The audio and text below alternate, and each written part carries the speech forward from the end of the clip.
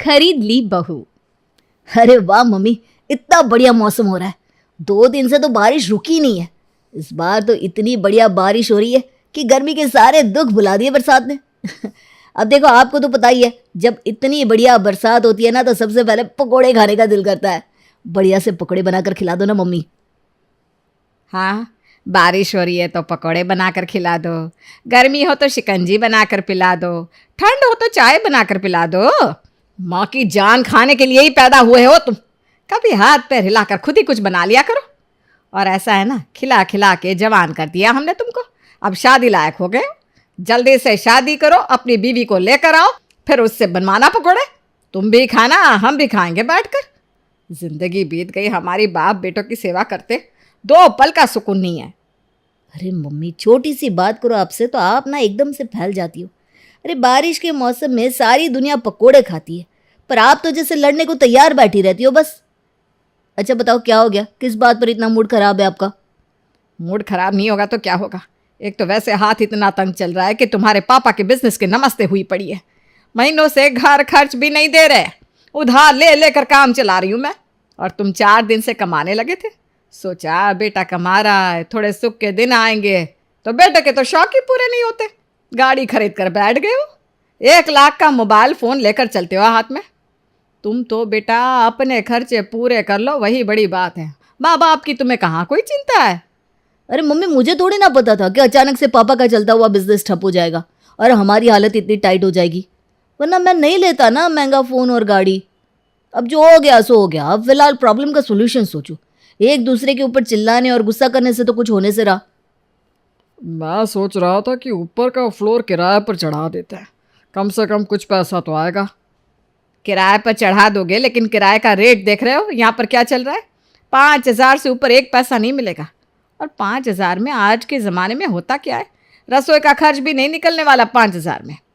कोई और इलाज सोचो इस समस्या का। इस मकान को किराए पर देने से समस्या हल नहीं होने वाली। अरे भाग्यवान, तो क्या करूं? किराए पर ना दूं तो मकान बेच दूं क्या? वैसे ये आइडिया बुरा नहीं है। देखो, हमारा तो एक ही बेटा है, नीचे के फ्लोर पर ही 4-5 कमरे हैं, आराम से हमारा गुजारा हो जाता है। ऊपर का फ्लोर तो समझो खाली ही पड़ा रहता है हमेशा से। तो क्यों ना ऊपर वाला फ्लोर सेल कर दे, ठीक ठाक पैसा भी आ जाएगा, प्रॉब्लम भी सॉल्व हो जाएगी। और जो पैसा बचेगा आपके बिजनेस में लगा देंगे, तो हो सकता है कि आपके बिजनेस की रुकी हुई गाड़ी ही चल निकले। आइडिया तो वैसे मम्मी आपका बुरा नहीं है, लेकिन कोई ऐसे सिर्फ ऊपर का फ्लोर खरीदने वाला खरीदार मिलेगा क्या? अरे बेटा, मेरी सहेली है ना शीला, कई बार कह चुकी है कि उसे हमारी कॉलोनी मकान की लोकेलिटी और ख़ास तौर पर हमारा मकान बहुत पसंद है। अगर मैं ऊपर का फ्लोर बेचूंगी ना तो वो झट से खरीद लेगी। तो रुक, मैं अभी अपनी सहेली को फ़ोन लगाती हूँ। अविनाश की माँ अपनी सहेली शीला को फ़ोन लगाती है। जब मैंने तुझे इतनी बार पूछा, तब तो तूने कभी अपना मकान बेचने के लिए हाँ नहीं करा। अब तो मैंने पिछले ही महीने एक फ़्लैट ख़रीद लिया है। अभी फ़िलहाल तो मुझे मकान की ज़रूरत नहीं है। अगर तू कहेगी तो 1-2 लोगों को मकान के लिए मैं तेरे घर ज़रूर भेज सकती हूँ। शीला 1-2 लोगों को मकान के लिए उनके घर भेजती है और एक बंगाली परिवार के साथ ऊपर के फ्लोर का सौदा तय हो जाता है। ऊपर का फ्लोर बेचने के बाद अविनाश के परिवार की पैसों की समस्या हल हो गई थी, लेकिन अभी वो नहीं जानते थे कि समस्याएं इतनी आसानी से उनका पीछा छोड़ने वाली नहीं है। अभी तो न जाने उन्हें क्या क्या देखना बाकी था। घोष बाबू को मकान बेचे हुए अभी कुछ ही दिन हुए थे कि एक दिन खटखट की आवाज़ से अविनाश की नींद टूटती है। अरे मम्मी, यह हथौड़ों की खटखट वाली आवाज़ कहाँ से आ रही है? देखती हूँ ये घोष बाबू मकान में ऐसा क्या कर रहे हैं जो इतनी आवाज़ सुनाई दे रही है। अविनाश बाहर निकलकर देखता है तो ऊपर के फ्लोर पर रहने वाले घोष अपने फ्लोर पर मजदूर लगा के कुछ काम करवा रहे हैं। अरे घोष बाबू, ये क्या सवेरे सवेरे खटपट कर रहे हैं मकान में? अरे हमारा मकान है, हम चाहे जो भी करें, कुछ भी करने से पहले आपकी परमिशन लेनी पड़ेगी क्या? अरे ये किस तरह से बात कर रहे हैं? मैंने ऐसा तो कुछ नहीं कहा। अरे बेटा तू अंदर चल, उनके मुंह मत लग, ये ऐसे ही मुंह फट टाइप के हैं। हालांकि अविनाश को घोष बाबू की बात करने का ये तरीका अच्छा नहीं लगा था, लेकिन फिर भी वो सुबह सुबह बहस करके अपना मूड खराब नहीं करना चाहता था, इसलिए माँ के कहने पर वो घर के अंदर आ जाता है। घोष बाबू के फ्लोर पर चल रही खटपट अगले कुछ दिनों तक ऐसे ही चलती रहती है। एक दिन सुबह सुबह, हे भगवान, अविनाश देख तो ये क्या हो गया। अरे भाग्यवान, क्या हुआ? क्यों सुबह सुबह शोर मचा रही हो? क्या देख लिया ऐसा? अरे खुद आकर देखिए तब पता चलेगा मैं क्यों शोर मचा रही हूँ। अविनाश के पिताजी और अविनाश माँ की शोर मचाने पर कमरे में जाकर देखते हैं तो पाते हैं कि कमरे की पूरी छत पर सीलन दिखाई दे रही है और कमरे के ठीक बीचों बीच टप टप करके पानी टपक रहा है। अरे मम्मी, ये क्या हो गया? यहाँ सीलन कहाँ से आ गई? बेटा सीलन नहीं है, ये तो सीधा सीधा लीकेज है। देख कैसे सर पर पानी गिर रहा है। ज़रूर ये घोष बाबू ने कुछ किया है। ऊपर का कोई पाइप फूट गया है और उसी से उसका सारा पानी नीचे आ रहा है। ऐसे तो हमारा पूरा कमरा खराब हो जाएगा। जल्दी से घोष बाबू से बात करिए। अविनाश और उसके पिताजी जाकर घोष बाबू से बात करते हैं। अंकल जी, ये क्या काम करा रहे हैं आप मकान में? हाँ, एक बार आकर देखिए, आपके इस काम की वजह से हमारे फ्लोर की क्या हालत हुई है। अरे हम अपने फ्लोर पर काम कर रहे हैं, आपके फ्लोर की हालत हमारी वजह से कैसे खराब हो सकती है? आप अपना देखो, हम अपना देखेंगे। अंकल जी, आप किसी की बात सुनने को तैयार ही नहीं होते। पूरी बात तो सुन लीजिए, हम कहने क्या आए हैं। मकान बेचते समय आपने मकान की बहुत तारीफ की थी, बस निकल गई आपकी बातों की हवा। ज़रा सा रिनोवेशन क्या कराया हमने मकान में, मकान की सारी कलई खोल कर सामने आ गई। अरे अब ये क्या बात हुई? छत तो छत की तरह बनाई जाती है, लोहे की छत तो लगाएंगे नहीं। आप अपने मजदूरों को क्यों नहीं कहते कि वो सावधानी से काम करें? पता नहीं कौन सा पाइप तोड़ दिया उन्होंने हथौड़ा मार के, जिसके कारण सारा पानी लीक करके हमारे कमरे में आ रहा है। ऊपर से आप बहस कर रहे हैं। जाओ, नहीं कहते हम अपने मजदूरों से कुछ भी। क्या बिगाड़ लेगे तुम लोग? विवाद को बढ़ता देख अविनाश के पिताजी अविनाश को लेकर वापस नीचे आते हैं। अरे बेटा, बदतमीज़ लोगों के मुंह नहीं लगा जाता। देखा ना तुमने किस तरह से बात कर रहा है वो तुमसे। उसके सामने कुछ भी कह लो, उसे तुम्हारी बात माननी ही नहीं है। बिना बात क्यों झगड़ा करके माहौल ख़राब कर रहे हो? अरे पापा, आप मुझे क्यों बोल रहे हो? देख रहे हो आप कैसे गुंडागर्दी कर रहा है। इसको क्या लगता है कि हमने चूड़ियाँ पहन रखी है? अभी पुलिस को बुलाता हूँ, 2 डंडे लगेंगे ना, सारी अकड़ निकल कर बाहर आ जाएगी इसकी। देखिए घोष बाबू, हम लोग अभी प्यार से बोल रहे हैं, चुपचाप ये ठोक पीट बंद करवा दो, वरना अगली बार तुम लोगों से ना पुलिस ही बात करेगी। अविनाश की माँ की चिल्लाकर ऊपर वालों को कही हुई बात के जवाब में अब की बार घोष की बेटी दन दनाते हुए नीचे आती है। की बोल छे? आप लोग हमारे पापा को जेल में भिजवाएगा? हम लोग क्रिमिनल है क्या?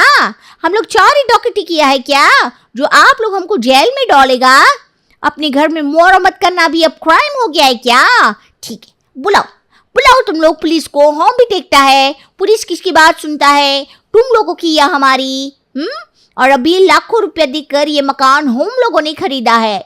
तुम्हारे बैंक में बहुत पैसा हो गया, अगर छत में शीलन भी आ गई तो ठीक कराओ, हमसे क्यों बोलते हो? घोष की बेटी के जाने के बाद। अरे मम्मी, ये घोष बाबू की बेटी थी क्या? हाँ बेटा, बेटी है तीखी मिर्ची। बाप तो जो है सो है, औलाद भी बिल्कुल बाप के जैसी है। उधर घोष बाबू के घर में चल रहा काम खत्म होने का नाम ही नहीं ले रहा था और दूसरी ओर अविनाश के घर में लीकेज और सीलन की समस्या बढ़ती जा रही थी, जिसके कारण ये विवाद खत्म होता हुआ नजर नहीं आ रहा था। मेरे पास एक आइडिया है। अगर घोष बाबू की बेटी मेरे चक्कर में आ जाए तो बेटी की गर्दन पकड़कर इसके बाप से हम कुछ भी करवा सकते हैं। आप लोग समझ रहे हैं ना? बात तो तेरी ठीक है बेटा, लेकिन ये घोष की बेटी तेरे चक्कर में आएगी क्या? मुझे तो नहीं लगता। अरे पापा, आप देखते जाओ। अगले कुछ दिनों तक अविनाश मिष्टी के आगे पीछे खूब चक्कर लगाता है, उसके लिए फूल लेकर आता है, सुंदर सुंदर कार्ड भेजता है, उसकी तारीफ में लंबे लंबे कसीदे पढ़ता है और इतनी मेहनत करने का परिणाम ये होता है कि मिष्टी अविनाश की बातों में आ जाती है। मिष्टी, मैं बहुत प्यार करता हूँ तुमसे। मैं जानता हूँ तुम्हारे पापा हमारी शादी के लिए कभी तैयार नहीं होंगे, लेकिन फिर भी मैं तुम्हें अपना लाइफ पार्टनर बनाने के लिए तैयार हूँ। अगर तुम मेरा हाथ थाम लो तो हम दोनों आज ही मंदिर में जाकर शादी कर लेंगे। मिष्टी को अविनाश की बातों में सच्चाई नजर आ रही थी, इसलिए वो उससे मंदिर में शादी कर लेती है। शादी के बाद तो घोष बाबू अविनाश से और भी ज्यादा चिढ़ जाते हैं। तुमको इस गधे लड़के के अलावा दुनिया में और कोई लड़का नहीं मिला मिष्टी। हमने कभी स्वप्न में भी नहीं सोचा था कि तुम इस दुश्मन पार्टी के साथ शादी करके चली जाओगी। मैं जानती थी पापा हम हमारी शादी के लिए आपको भी हाँ नहीं करोगे, इसीलिए मैंने अविनाश से शादी कर ली। अविनाश इतना बुरा लड़का नहीं है जितना आप समझ रहे हैं। वो तो वैसे ही गुस्से में गर्मा गर्मी में उसने वो सब कह दिया था। अविनाश बहुत भालू लड़का है। शादी के बाद मिष्टी अविनाश के घर में रहने लगी थी। अविनाश के घर में आने के बाद उसे एहसास होता है कि वाकई घोष बाबू के फ्लोर से आ रही सीलन और लीकेज के कारण अविनाश और उसकी फैमिली को बहुत दिक्कतों का सामना करना पड़ रहा है। आई एम सॉरी अविनाश, तुम लोगों की परेशानी को समझे बिना ही हम लोग आप लोगों के साथ झगड़ते रहे, बहुत तमीज़ी की। लेकिन वाकई आप लोगों के यहाँ शीलन की बहुत बड़ी प्रॉब्लम है और एक कमरे से धीरे धीरे ये शीलन पूरे घर में फैल गई है और इसकी गंदी स्मेल से सर दर्द होने लगता है। तुम चिंता मत करो, मैं पापा से बात करूँगी, पापा ज़रूर कुछ ना कुछ करेंगे। अरे तुम्हारे पापा ना हमारी शादी के बाद कट्टर दुश्मन हो गया। अब तो उनका बस चले ना तो वो छत में एक गड्ढा खोदे और ऊपर से ही बाल्टी भर के पानी नीचे फेंक दिया करे। वो तुम्हारी बात नहीं सुनने वाले। तो फिर क्या करें? ये शॉप ऐसे ही चलता रहेगा क्या? अरे नहीं, मेरे पास एक आइडिया है। तुम प्यार से अपने पापा से कहोगी ना तो वो तुम्हारी बात कभी नहीं टालेंगे। तुम उन्हें फ़ोन करके बोलो कि तुम्हारे ससुराल वालों ने तुम्हें बहुत परेशान कर रखा है, तुमसे काम करवाते हैं, ठीक से खाना नहीं देते, तुम्हें ताने मारते हैं। और जब वो तुमसे इन सब बातों का रीज़न पूछेंगे तब कह देना कि हम लोग तुम्हारे साथ ये सब कर रहे हैं क्योंकि तुम्हारे पापा ने हम लोगों को इतने महीने से परेशान करके रखा है। मिष्टी को अविनाश की बात समझ में आ जाती है। 2-3 दिन के बाद मिष्टी फ़ोन पर रोते हुए अपने पापा से कहती है, पापा, मैंने आपको कहा था कि ये शॉप दुश्मनी छोड़कर अविनाश को अपना लो, लेकिन आपने मेरी बात नहीं सुनी। आपकी इस दुश्मनी के कारण मेरी जिंदगी नर्क बन गई है। अरे बेटा क्या हुआ? मुझे शॉर्ट बता, कहीं उस इडियट लड़के ने तुमको कुछ किया तो नहीं? अब मैं आपको क्या बताऊं पापा। आपका नाम ले लेकर मेरे सास ससुर पति सब लोग मुझे परेशान करते हैं। पूरा दिन मुझसे गधों की तरह काम करवाते हैं और फिर ठीक से खाने को भी नहीं देते। मेरा पति तो मुझे पत्नी की हैसियत से देखता ही नहीं, कहता है खाना बना, पूरे घर का काम कर और पड़ी रह चुपचाप एक कोने में। आप ही बताओ पापा, ये सब करके आपको क्या मिला? इन जानवरों के बीच में शादी करके जाने की तुमको क्या जरूरत थी? एक बार होम से पूछना चाहिए था। वो लड़का पता नहीं तुमको क्या कहकर बरगला दिया और तुम भी शादी करके उनके घर में चली गई। ऐसी बात ना है पापा, अविनाश गलत लड़का ना है। वो ये सब से फीस लेकर कर रहा है क्योंकि वो लोग उनके कमरे में आ रही शीलन और लीकेज के कारण बहुत ज़्यादा परेशान है। अपनी टेंशन और फ्रस्ट्रेशन वो मुझे परेशान करके मेरे ऊपर निकाल रहा है। अगर आप ये लीकेज वाला प्रॉब्लम सॉल्व कर दोगे ना पापा तो सब कुछ भला हो जाएगा। ठीक है, तुम फ़ोन रखो, मैं देखता हूँ। मैं ये प्रॉब्लम जल्दी सॉल्व करने की कोशिश करता हूँ। मिष्टी अपने पति से कहती है, ये लो, हो गया तुम्हारा काम। पापा ने कहा है कि वो जल्दी ही प्रॉब्लम सॉल्व कर देंगे। अविनाश और उसके मम्मी पापा इस बात से बहुत खुश थे कि बहू ने उनकी इतनी बड़ी समस्या को हल कर दिया है। अभी ये ठीक से खुश भी नहीं हो पाते कि तभी दरवाजे की घंटी बजती है। अविनाश की माँ जाकर दरवाज़ा खोलती है तो देखती है सामने घोष बाबू पुलिस वाले को लेकर खड़े हुए हैं। इंस्पेक्टर साहब, गिरफ्तार कर लीजिए पूरी फैमिली को। ये लोग मेरी नई शादीशुदा बेटी को डराते धमकाते हैं, उसको ठीक से खाने को नहीं देते और पूरा दिन काम कराते हैं। मिष्टी बेटा, तुमको डरने की जरूरत नहीं है, तुम्हारे पापा आ गए। पुलिस को घर में आया देख अब तो मिष्टी, अविनाश और उसके मम्मी पापा के हाथ पैर फूल जाते हैं। अरे ईश्वर, ये आप क्या कर रहे हैं? मेरे ससुराल वालों ने मुझे कोई टॉर्चर नहीं किया। आप प्लीज जाइए यहाँ से। देखो मिस्टर, तुमको घबराने की ज़रूरत नहीं है। पुलिस तुम्हारे साथ है, ये लोग तुम्हारा कुछ नहीं बिगाड़ पाएंगे। तुम अपना बयान मेरे पास लिखवाओ। इन लोगों को तो मैं जमानत पर भी नहीं छोड़ूंगा। नो सर, जैसा आप लोग समझ रहे हैं वैसा कुछ नहीं है। दरअसल पापा, जो कुछ मैंने आपको फ़ोन पर कहा वो सब झूठ था। मेरे ससुराल वालों ने मुझे कोई परेशान नहीं किया। वो तो आप लोग ये शीलन का प्रॉब्लम ठीक नहीं कर रहे थे तो मैंने ये सारा झूठ का प्रपंच रचा। कम से कम मेरी खातिर तो आप उनकी प्रॉब्लम सॉल्व कर दोगे। और पापा गलती हमारी है, अपनी गलती स्वीकार करने से कोई छोटा नहीं होता। ये बात तो आपने ही मुझे सिखाई थी। अब आप अपना गुस्सा छोड़कर मान जाइए पापा। अरे मिस्टी, तुमने भी इस शीलन के लिए इतना सारा ड्रामा किया। वो तो मैं पहले ही मजदूर लगा के काम शुरू करवा चुका था। 2 दिन में सब ठीक हो जाएगा। अपने इस नाटक के चक्कर में तुमने इंस्पेक्टर साहब को भी परेशान किया। अरे आप लोग अपने घर के मुद्दे घर में सॉल्व किया कीजिए। पुलिस को फ़ोन करने से पहले बाप बेटे आपस में बात नहीं कर सकते थे? आपको पता है पुलिस का समय कितना कीमती है? मैं आपसे माफ़ी मांगती हूँ सर, ये सारी गलतफहमी मेरे कारण हुई है। मैं पापा को झूठ नहीं बोलती तो पापा आपको फ़ोन करके यहाँ नहीं लेकर आते।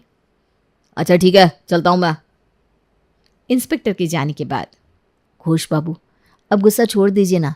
देखिए जो हुआ सो हुआ, लेकिन अब तो मैं आपका दामाद हूँ, इस सच से आप इनकार नहीं कर सकते। ठीक है, एक शॉट पर हम तुमको एक्सेप्ट करेगा। शर्त? अब कैसी शर्त? तुमको हमें घोष बाबू ना है, पापा जी कहना पड़ेगा। बोलो मंजूर? घोष बाबू की बात सुनकर परिवार के सभी सदस्य मुस्कुराने लगते हैं। जल्द ही घोष बाबू रिपेयरिंग का काम करवा लेते हैं और सभी सीलन को अलविदा कह देते हैं।